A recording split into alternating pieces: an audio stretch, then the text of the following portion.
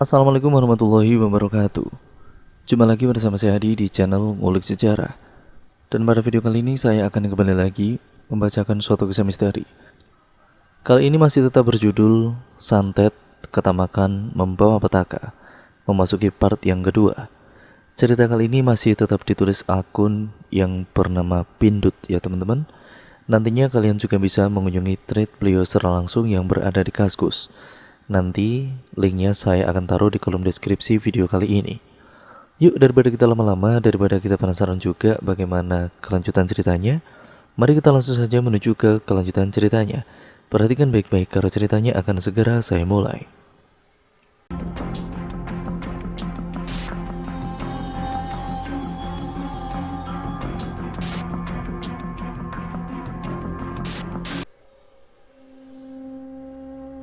Suatu malam setelah selesai bekerja, Isna berjalan pulang sendirian. Saat itu dia merasa seperti diikuti oleh seseorang. Namun saat Isna membalikkan badan, tidak terlihat siapapun di belakangnya.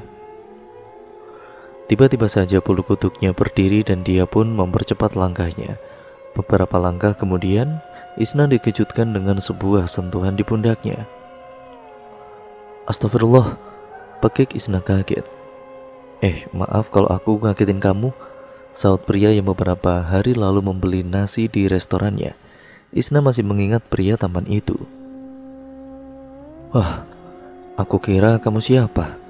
Ujar Isna sembari mengelus-ngelus dadanya, berusaha mengatur napasnya kembali.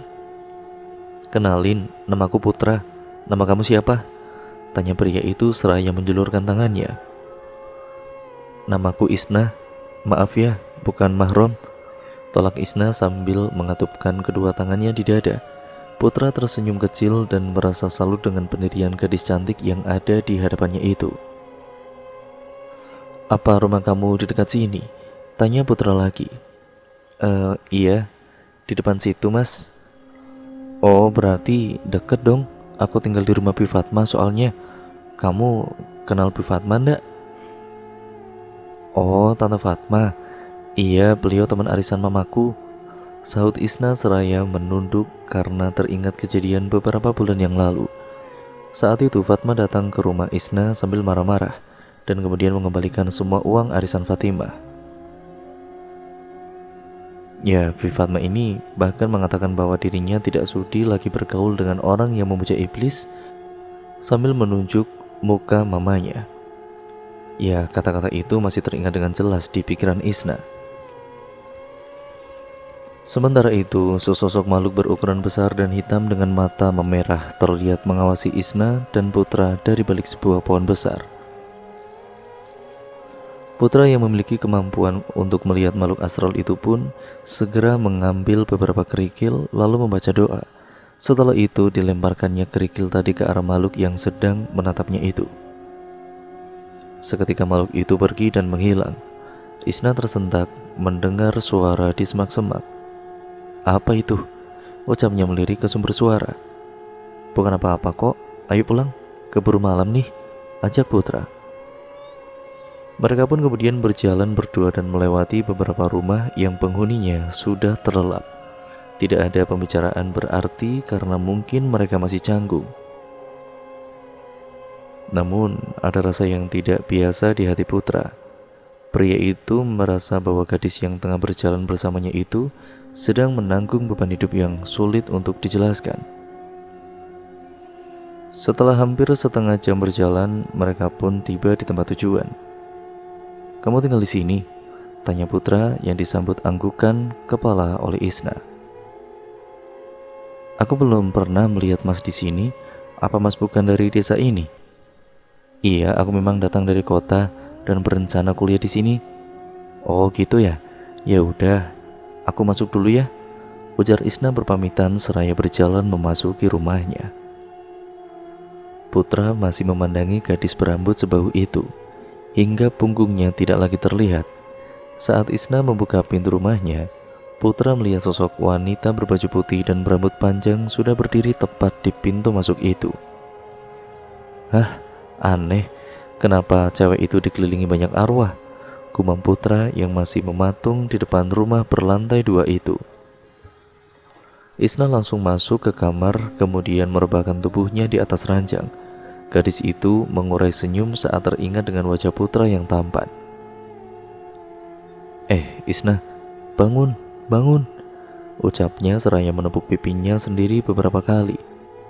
Isna, kamu gak boleh tergoda, jangan lengah, kerja dulu baru ngurusin cinta, gumamnya bermonolog. Tapi cowok itu emang ganteng sih, gumamnya sambil terkekeh. Putra baru saja sampai di rumah dan melepas sepatunya. Fatma, sang bibi, mengetahui bahwa keponakannya tadi sempat bertemu dengan Isna. Putra, dengerin bibi, kamu jangan bergaul sama itu cewek ya. Ingat itu, perintah Fatma dengan sinis. Maksud bibi, si Isna. Iyalah, kamu gak tahu apa yang dibilang semua orang terhadap keluarga mereka. Memangnya ada apa, Bi? Mereka itu keluarga pemuja iblis. Ibunya aja sampai sakit berbulan-bulan gak sembuh-sembuh. Dokter manapun sudah angkat tangan. Pasti itu ya asap mereka karena laknat sama Allah, cetus Fatma. Astagfirullah, Bi, itu suuzon namanya. Memangnya bibi tahu dari mana? Bantah Putra. Banyak yang bilang kok, bukan cuma bibi seorang. Udah ayo masuk, udah larut ini, pinta Fatma yang meninggalkan keponakannya itu. Putra masih belum bisa memejamkan matanya dan terus merasa gelisah di dalam kamarnya. Pria itu masih mengingat-ingat perkataan bibinya. Suatu hari di musola, sudah waktunya sholat maghrib. Putra ini tidak sengaja melihat Isna yang sedang menunaikan ibadah. Gadis itu begitu khusyuk bersujud di atas sajadah. Hati Putra itu pun goyah. Dia mulai meragukan peringatan bibinya beberapa waktu lalu. Mana ada pemuja iblis masuknya ke masjid dan masih terus menunaikan sholat juga. Pasti ada yang tidak beres ini. Gumam Putra yang memang dikaruniai kelebihan dari Sang Maha Kuasa, tetapi dia tidak pernah menyombongkan kelebihannya itu. Jikapun ada orang yang membutuhkan bantuan, barulah dia datang untuk membantu. Kini hatinya justru semakin tergerak untuk membantu Isna. Pada suatu malam, Putra sengaja datang berkunjung ke rumah Isna saat gadis itu pulang bekerja. Assalamualaikum. Waalaikumsalam. Mas Putra, ngapain malam-malam kesini? Tanya Isna saat itu di ruang tamu menghitung penghasilan. Boleh kita bicara di dalam? Oh, baik, silakan masuk mas, ujar Isna mempersilahkan pria itu untuk masuk. Baru saja Putra melangkahkan kaki, angin dingin sudah menerpa tubuh pria tampan itu. Putra merasakan aura yang sangat jahat mengelilingi rumah berlantai 2 itu, entah apa penyebabnya. Netranya memandang sekeliling rumah itu dan melihat sesosok wanita berdiri tegak di samping televisi ruang tamu. Lalu kemudian Putra pun sempat mematung sesaat. Mas, ayo duduk dulu mas, kok malah bengong? Ujar Isna mengagetkannya. Iya. Putra langsung duduk di sofa. Beberapa saat kemudian seorang pria datang menemui mereka. Siapa ini? Tanya Fajar yang belum pernah melihat Putra sebelumnya. Saya Putra om, keponakan Bi Fatma yang tinggal di seberang itu. Oh gitu, ada perlu apa kesini? Tanya Fajar lagi. Percakapan mereka terhenti karena Isna datang sambil membawa nampan. Ini diminum dulu mas. Isna menyodorkan segelas teh hangat untuk Putra. Kalian sudah saling kenal ya? Atau jangan-jangan dia pacar kamu Isna? Ucap Fajar tiba-tiba mendengar perkataan itu. Fajar, pria yang baru saja meneguk teh buatan Isna itu pun langsung tersedak. Papa ini ngomong apa sih? Kita ini baru saja ketemu kemarin di restoran. Papa nih, salah Isna seraya menunduk malu. Maaf ya, om gak tahu. Soalnya selama ini anak gadis om ini belum pernah didatangi laki-laki. Sahut Fajar seraya menatap Putra yang sibuk mengelap tumpahan air teh di kemejanya. Iya om, gak apa-apa kok, ujar Putra ikut malu mendengar perkataan Fajar. Seolah memberikan sinyal bahwa Isna masih single. Mereka pun diam sejenak. Lalu ada perlu apa kamu kesini? Tanya Fajar memecah keheningan. Oh iya, sampai lupa, bolehkah saya menengok mamanya Isna om? Katanya beliau sedang sakit. Putra pun mengutarakan niatnya. Isna dan juga Fajar saling berpandangan. Raut wajah mereka menyiratkan kebingungan mendengar ucapan pria yang baru mereka kenal itu.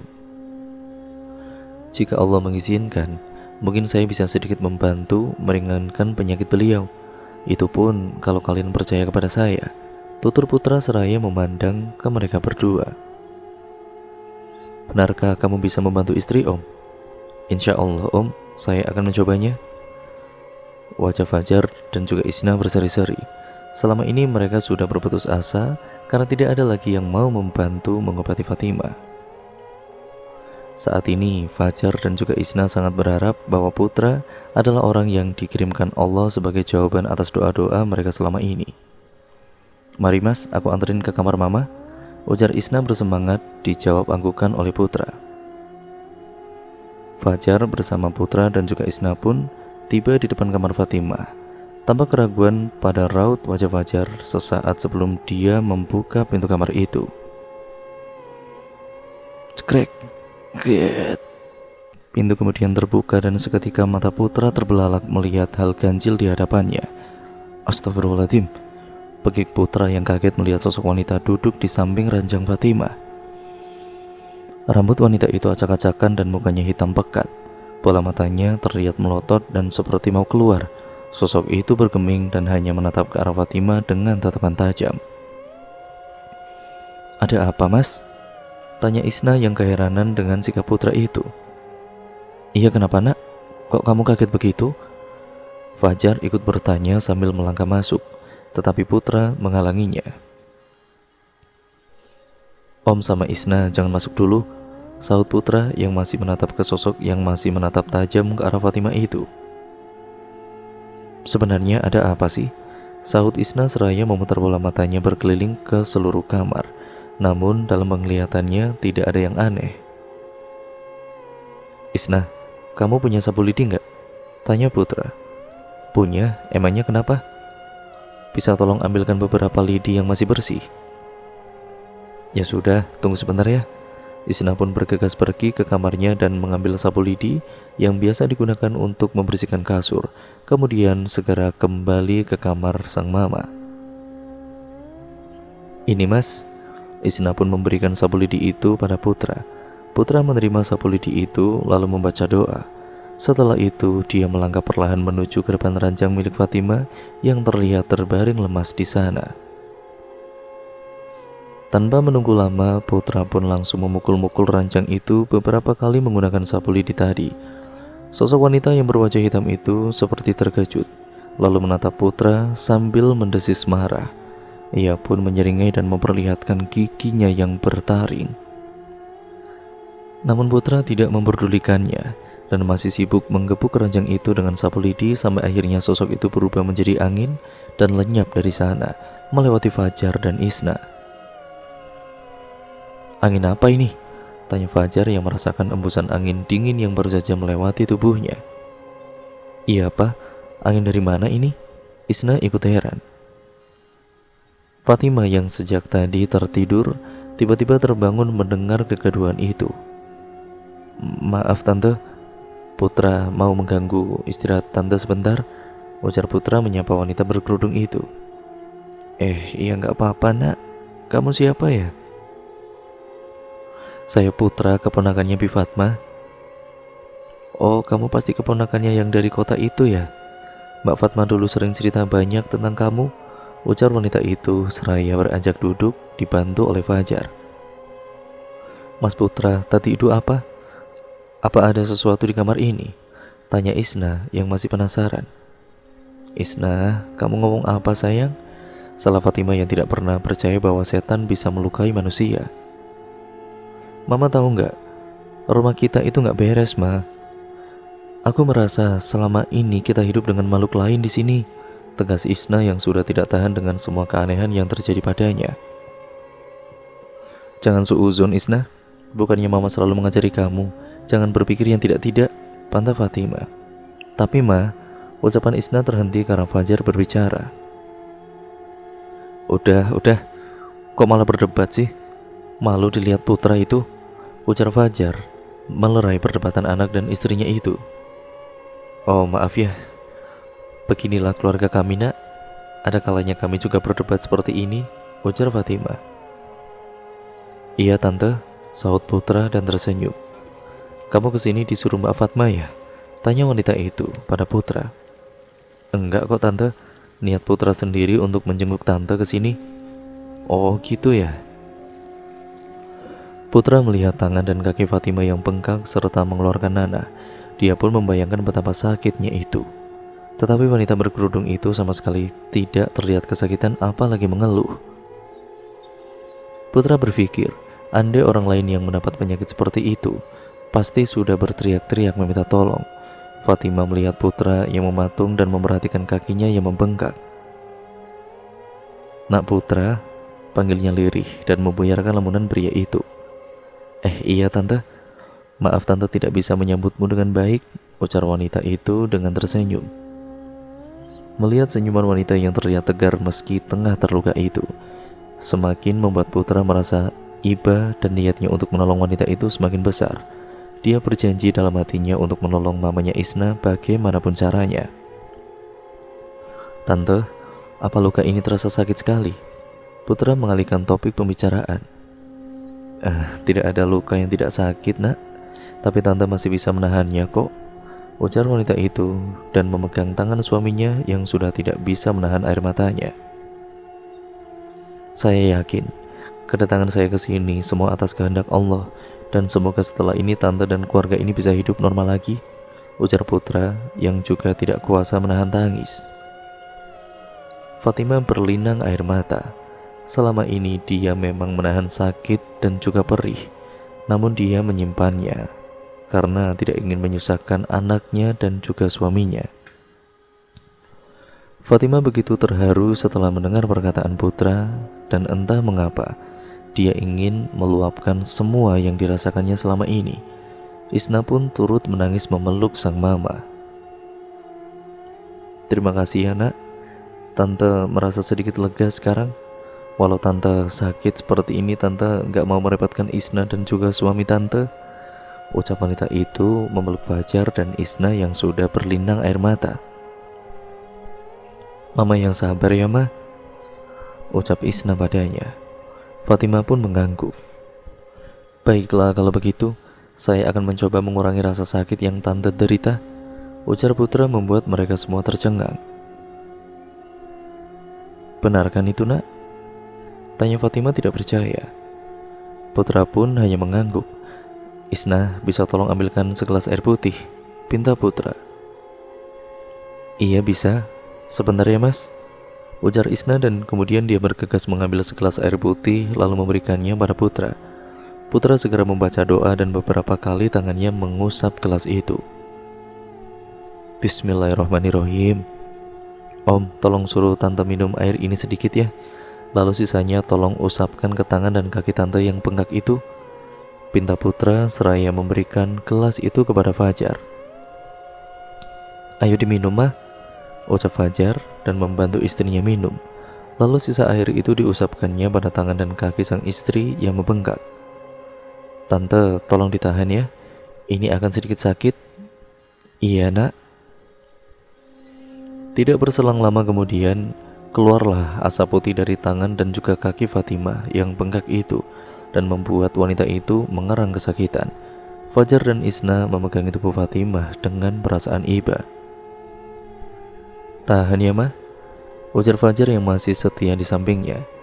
Setelah asap itu menghilang, tepat pada area yang membengkak itu muncul lubang-lubang kecil yang mirip lubang tempat tinggal semut, dan dari dalam lubang itu keluar belatung-belatung dalam jumlah yang tidak dapat dipercaya. Astagfirullahaladzim. Serempak mereka mengucap istighfar karena tidak percaya dengan apa yang mereka lihat. Belatung-belatung itu keluar dan jatuh ke lantai lalu seketika terbakar menjadi abu. Akhirnya, bengkak di tangan dan kaki Fatimah pun perlahan kempes bersamaan dengan terbakarnya belatung-belatung itu. Apa itu tadi? Bagaimana bisa belatung itu hidup di tubuh mama selama ini? Ujar Isna yang masih heran. Syukurlah, saya sudah meringankan penyakit tante. Saya harap setelah ini tante cepat sembuh ya. Terima kasih ya nak. Tante sangat bersyukur kamu mau membantu tante. Entah bagaimana tante harus membalasnya kepada kamu, sahut Fatimah terharu. Enggak perlu tante, sudah kewajiban kita semua kan sebagai umat manusia dan juga umat Islam untuk saling membantu. Sungguh mulia hatimu nak, pasti orang tuamu sangat bangga kepadamu, ujar Fatimah. Iya, jika orang tua saya masih hidup, pasti mereka bangga pada saya, sahut putra seraya menghela nafas. Oh, maafkan tante, ujar Fatimah merasa tidak enak pada putra. Gak apa-apa tante, itu sudah lama kok. Saya ngelihat tante persis seperti ibu saya. Beliau dulu juga sakit sampai akhirnya meninggalkan saya. Kamu yang sabar ya nak, jangan sedih. Pria itu kemudian mengangguk seraya tersenyum. Lega rasanya sudah bisa membantu keluarga itu. Putra juga merasa senang karena bisa melihat Isna kembali tersenyum. Dua orang pria terlihat sedang duduk dan berbicara dengan serius di ruang tamu yang hanya disinari oleh lampu redup. Maksud kamu, kami disantet? Pekik Fajar yang tidak percaya dengan penjelasan putra. Tadinya saya sempat percaya dengan apa yang dibilang orang-orang di sekitaran sini. Tapi setelah saya bertemu Isna, Om, dan juga Tante, ya saya baru sadar bahwa kalian bukan orang seperti itu, tutur putra. Lalu, siapa orang yang tega melakukan itu pada keluarga kami nak? Selama ini kami selalu berusaha berbuat baik pada siapapun, lirih pria itu. Om yang tenang ya. Pada saatnya nanti orang itu akan menampakkan dirinya sendiri. Sekarang yang penting Om jangan dendam dan ganti membalas perbuatan orang itu. Jangan seperti itu ya Om. Om tidak pernah punya pikiran seperti itu nak. Andai Om tahu, sudah Om balas perlakuan mereka yang sudah mengguncing keluarga Om di luar sana. Tapi istri Om selalu melarang dan menasihati untuk tidak mendendam pada siapapun. Biarlah Allah yang membalas mereka semua, ucap pria itu dengan tegas. Perbincangan mereka terhenti karena Isna datang. Kalau gitu saya pamit ya Om. Ini sudah larut malam soalnya, ujar putra berpamitan. Iya terima kasih ya nak, ujar Fajar menyalami putra dan ya Om, sahutnya mengangguk. Ayo aku antar, sahut Isna dan mengantar pria itu keluar rumah. Mereka berdua berjalan melewati pekarangan rumah. Terima kasih ya, karena sudah menolong mamaku. Ya entah bagaimana aku harus membalasnya kepadamu mas, ujar Isna. Suatu hari nanti aku akan meminta balasannya, celetuk putra dan tersenyum. Maksud mas? Isna tampak bingung. Udah malam, cepat masuk. Jangan lupa sebelum tidur baca surat Al-Ikhlas 3 kali ya, biar kamu gak diganggu roh halus dan juga biar mimpiin aku, ucap putra dengan genit sambil berlalu pergi meninggalkan Isna yang kebingungan mendengar ucapan pria taman itu. Dasar genit, gadis itu pun tersenyum dan menatap pria itu sebelum kembali masuk ke rumah. Putra berjalan menyusuri pepohonan di pinggir jalan dan tersenyum sendiri mengingat perkataannya pada Isna tadi. Duh, kok jadi baper ya? Gumamnya seraya meringis. Senyumnya langsung terhenti saat putra merasakan kehadiran bayangan hitam yang bersembunyi di balik sebuah pohon. Bayangan itu semakin jelas terlihat tinggi besar mirip genderuwo dan terus menatap putra dari kejauhan. Jika kamu berani mendekatiku, aku akan memusnahkan kamu, ucap putra dengan lantang. Sosok itu pun mendesis seperti ular dan meraung. Tiba-tiba saja sosok itu sudah berada di hadapan putra dan mencekiknya tanpa ampun. A'udzubillahi minasyaitonirrajim. Bismillahirrahmanirrahim, ucap putra seraya membaca beberapa doa, membuat tangan genderuwo itu seperti kepanasan dan terbakar. Sosok itu mundur beberapa langkah dan sorot matanya yang merah menatap putra dengan penuh kebencian. Kembalilah pada tuanmu, sampaikanlah pesanku, aku tidak takut padanya. Jika tuanmu itu macam-macam dengan keluarga Isna, aku yang akan menghadapinya, ucap putra dengan lantang. Sosok itu akhirnya pergi dari hadapan putra. Alhamdulillah, ucap putra lega dan kembali melangkah pulang. Keesokan harinya, Isna yang baru saja kembali dari pasar terlihat membawa tas belanjaan. Langkahnya sedikit tertatih melihat rumah Fatma dan masuk ke gang kecil yang mengarah ke rumahnya. "Bi, Putra pergi dulu ya. Udah telat nih. Ada kelas pagi soalnya, Bi," ujar Putra bergegas memakai sepatu dan keluar dari rumah itu. "Tapi kamu udah sarapan belum, Putra?" teriak Fatma yang masih memegang serok penggorengan karena sedang menggoreng kerupuk di dapur. "Ntar aku beli sarapan aja di kantin, Bi. Assalamualaikum." "Waalaikumsalam," sahut Fatma menggeleng melihat kelakuan keponakannya. Isna mendengar percakapan mereka saat tanpa sengaja berpapasan dengan Putra yang keluar rumah. Pria itu sempat tidak mengira bahwa gadis yang berpapasan dengannya barusan adalah Isna. Dia berbalik arah untuk memastikan. Ada Isna," sapa pria yang memakai tas ransel di punggungnya itu. "Pagi, Mas," sapa Isna dengan lirih. "Pagi juga. Kamu habis belanja ya?" "Iya, Mas," ucapnya menahan malu karena masih ingat perkataan semalam. "Ya sudah, aku berangkat kuliah dulu ya.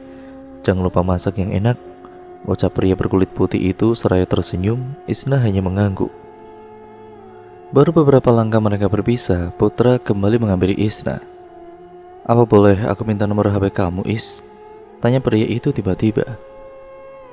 Isna sejenak terdiam dan menatap pria di hadapannya itu. "Sini HP-nya, Mas." Putra langsung mengeluarkan ponselnya dan memberikannya pada Isna. Gadis itu pun kemudian segera mengetikkan sejumlah angka, lalu mengembalikannya pada Putra. "Makasih ya, cantik." Isna maksudnya," goda Putra. "Udah sana berangkat, Mas, nanti telat loh," ucap Isna mengingatkan pria itu. Iya lupa aku." "Dadah Isna," ujar Putra dan berlalu pergi. Isna tersenyum menatap pria itu lagi hingga dia lupa kalau harus segera pulang ke rumah. Aduh, telat ini. Setelah upaya penyembuhan yang dilakukan oleh Putra, keadaan Fatimah kini berangsur membaik. Bahkan wanita itu sudah bisa makan sendiri dan berjalan menggunakan sebilah tongkat. Fajar juga Isna merasa lega dan sangat bersyukur atas kesembuhan Fatimah. Matahari baru saja memancarkan sinarnya, dan seorang gadis tampak sibuk di dapur menguleni nasi uduk yang dibuatnya. Aromanya begitu sedap. Gadis itu menata nasi uduk ke dalam wadah kotak beserta lauknya. Ada ayam goreng, kering tempe, mie kuning, dan sambal teri pun tidak lupa dimasukkannya sebagai pelengkap. "Semoga saja Mas Putra suka sama masakanku," gumam gadis cantik itu lirih. Fatimah bangun dan ingin sekali memasak sarapan untuk suami dan juga anaknya setelah sekian lama terbaring di tempat tidur. Dia merasa bersalah karena tidak bisa menjalankan kewajibannya sebagai seorang istri dan ibu yang baik. Fatimah pun berjalan perlahan menggunakan sebilah tongkat dan suaminya ikut menuntunnya. "Ma, gak usah dipaksain. Mama kan baru sembuh," ucap pria itu. "Mama kalau gak gerak malah sakit, Pak," bantah istrinya. "Ya udah, pelan-pelan jalannya, Ma."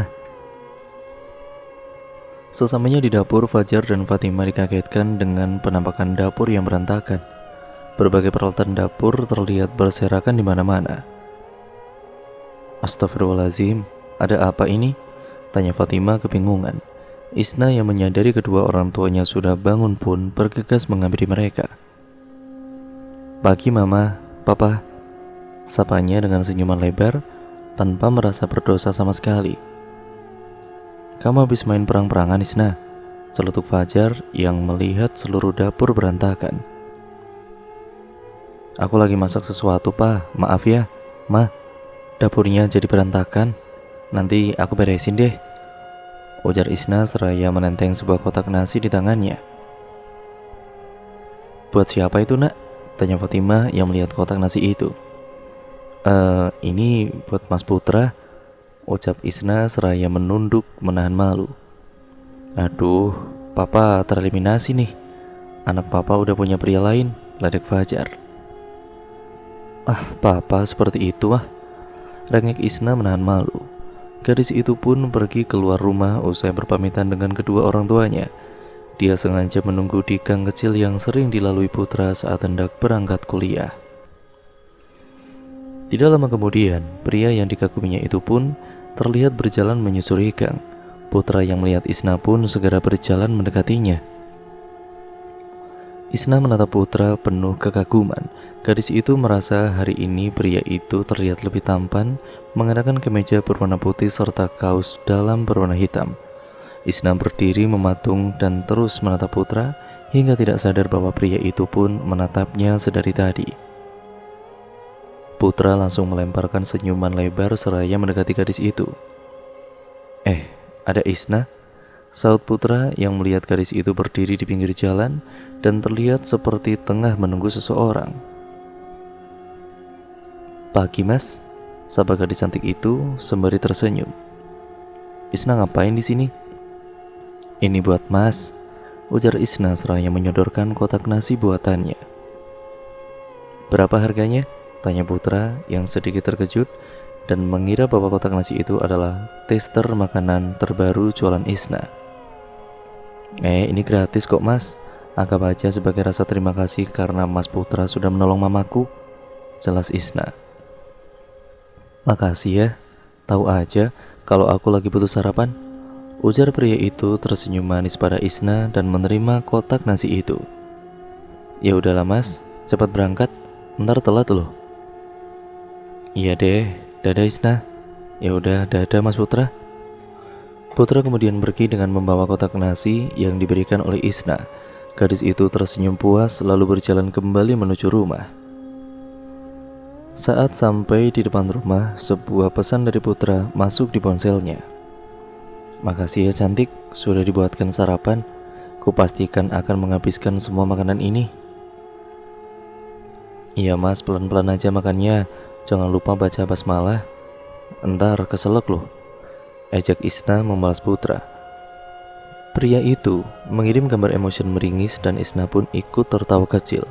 Tanpa disadari oleh gadis itu, kedua orang tuanya mengawasi dari dalam rumah. "Pa, Mama belum pernah lihat Isna sebahagia itu," ujar Fatima yang berdiri di pinggir jendela menatap anak gadisnya itu. "Iya Ma, anak kita sudah dewasa sekarang," saut Fajar. "Pa, gimana kalau kita mengundang Putra untuk makan malam di sini? Mama mau mengenal dia lebih jauh, juga sebagai ungkapan terima kasih karena dia sudah membantu meringankan penyakit Mama," usul wanita itu. "Tapi apa Mama sanggup masak segitu banyak?" bantah suaminya. "Kan Mama punya asisten, Pak," ucap Fatima dan melirik ke Isna. "Ah, dasar Mama ini. Ya udah, nanti Papa yang undang Putra untuk makan malam di sini," saut Fajar dan Fatima pun mengangguk. Tiba di kampus, Putra membuka kotak nasi yang diberikan Isna. Perutnya langsung berbunyi saat melihat nasi uduk dan ayam goreng yang terlihat menggiurkan itu. Putra pun langsung memakannya dengan lahap. Sudah cantik, soleha, pintar masak lagi, cewek idaman," gumam Putra sambil terus menikmati nasi uduk buatan gadis yang dikaguminya itu.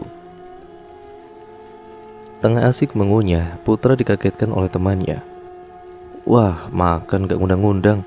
Serakah kamu ya," ucap pria bertubuh tinggi yang biasa dipanggil Bobby itu. Putra pun tersedak dan terbatuk mendengar ucapan Bobby. "Nah, azab tuh. Jadi orang itu harus selalu berbagi, apalagi sama orang-orang yang gak mampu buat beli sarapan kayak aku ini," ujarnya terkekeh. Putra tidak memperdulikan ucapan Bobby dan langsung meraih botol minuman di hadapannya. "Iya gak mampu beli sarapan tapi mampu beli rokok. Makan aja tuh rokok, keremusin sampai kenyang," celetuk Putra yang memang mengetahui kebiasaan buruk temannya itu. Kamu ini, ngomong-ngomong, tumben kamu bawa bekal. Itu dari bibi kamu ya?" tanya Bobby dengan air liur yang sudah mau keluar karena melihat nasi uduk yang sangat lezat itu. "Bukan, ini dari seseorang." "Wah, lancar banget kamu. Baru pindah udah punya penggemar.